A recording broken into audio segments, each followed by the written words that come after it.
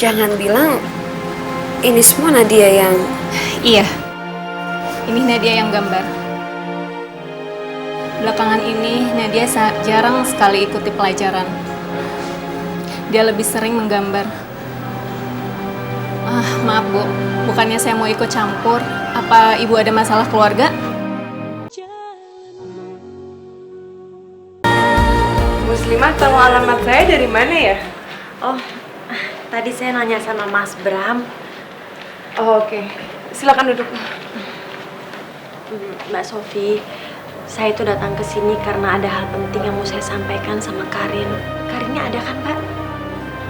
Ada, tapi Karin lagi di kamar. Dan untuk sementara biar dia ada di kamar dulu deh. Soalnya terakhir ini kan Karin sudah bertindak di luar batas dan sekarang sudah mulai mengganggu Tante Widya gitu.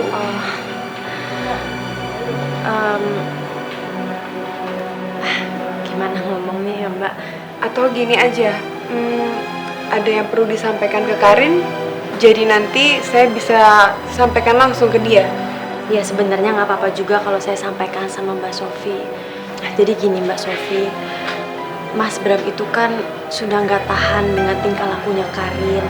Jadi tadi Mas Bram sempat berdiskusi dengan saya dan Mas Bram sepakat untuk masalah kehamilannya Karin, solusinya adalah saya diperbolehkan untuk mengadopsi anaknya Karin dan Mas Bram.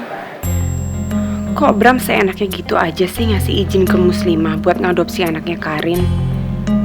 Selama ini kan dia nggak peduli atas bayi Karin, dan dia nggak punya hak untuk mengambil keputusan mengenai bayi Karin. Apa dia mau lepas tanggung jawab ya? Saya mohon maaf sebelumnya saya mohon maaf ya Mbak Sofi. Makanya saya kesini dengan tujuan saya sadar kalau saya harus bicarakan dulu hal ini sama Karin.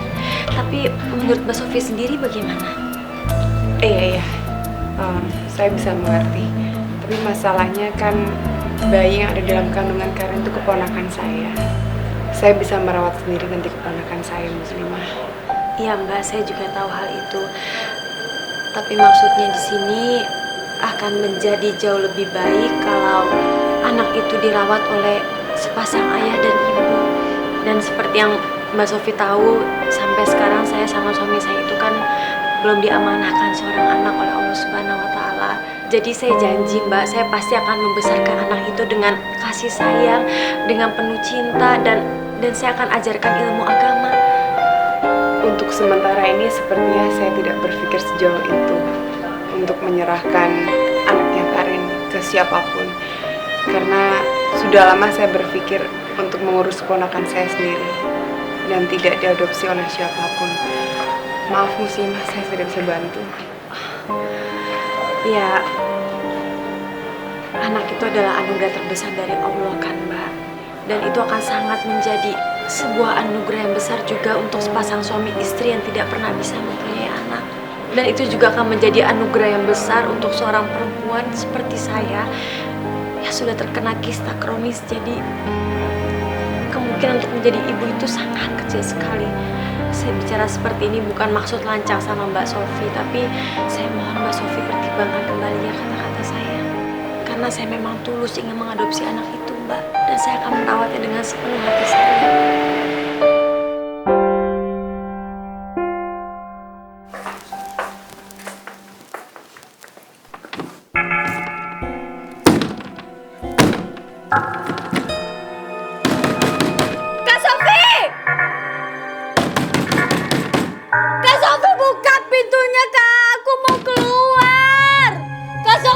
Aku bosen di kamar terus, Kak. Mbak Sofi, itu Karin nggak apa-apa Mbak di dalam. Nggak sebaiknya dibiarkan keluar aja Mbak. Bagaimana dengan kehamilannya Mbak kalau terjadi apa-apa? Tapi aku harus keluar, Kak. Kakak nggak bisa ngurung aku gini aja. Aku capek. Muslimah, kalau kamu tahu cara yang terbaik untuk mencegah Karin supaya tidak meneror keluarga Hana lagi, saya akan membebaskan dia. Kamu tahu caranya?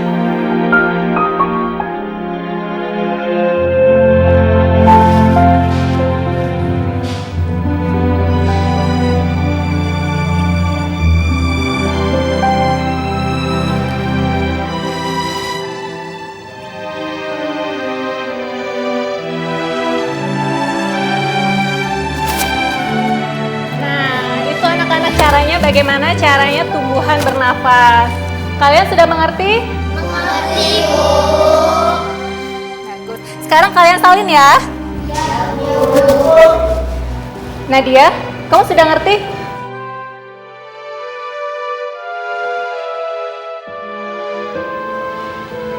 Nadia.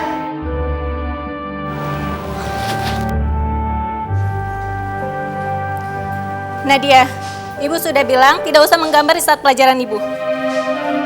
Nadia?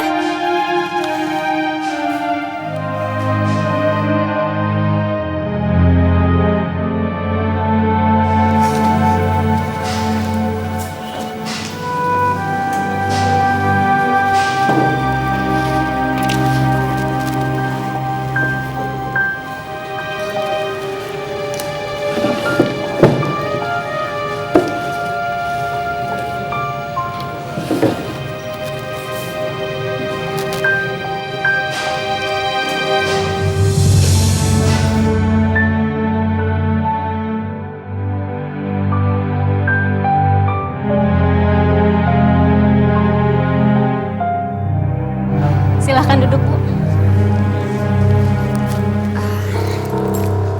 Nadia kenapa ya, Bu? Kok saya sampai dipanggil segala? Apa nilainya Nadia itu menurun? Bukan, Bu. Nilai pelajarannya dia semuanya bagus-bagus. Saya panggil Ibu ke sini karena ada urusan yang lebih serius mengenai Nadia. Urusan yang lebih serius?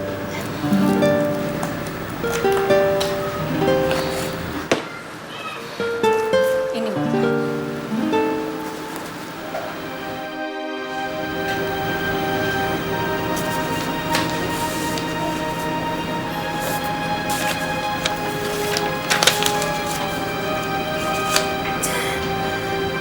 Jangan bilang ini semua Nadia yang... Iya. Ini Nadia yang gambar. Belakangan ini Nadia jarang sekali ikuti pelajaran. Dia lebih sering menggambar. Maaf, Bu. Bukannya saya mau ikut campur. Apa Ibu ada masalah keluarga? Karena itu bisa mengganggu psikologis Nadia. Oh, jadi kayak gitu ceritanya? Kenapa setelah cerai kamu malah makin perhatian sama dia? Kenapa Helmi nggak bisa lepas dari dia? Atau nyesel kamu cerai sama dia? Helmi, kamu tahu dari mana sih kalau dia tuh penyakitnya beneran bukan bohongan? Mama kenapa sih marah-marahin Papa? Emang Papa salah apa? Vina, nggak usah kayak gini depan anak kamu lah, kasihan ini nangis. Ya kenapa? Kamu nggak mau kalau Nadia tuh tahu kelakuan kamu? Enggak sih, Bu.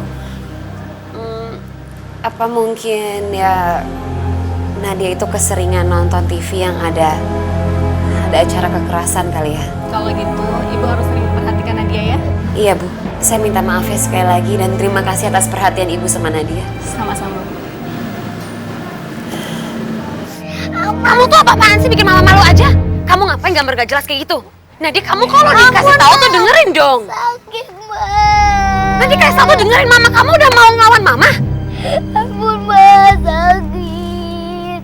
Kalau sampai Helmi tahu, aku yang pasti kehilangan muka sama dia. Pasti nanti aku dianggap nggak bisa ngerawat Nadia.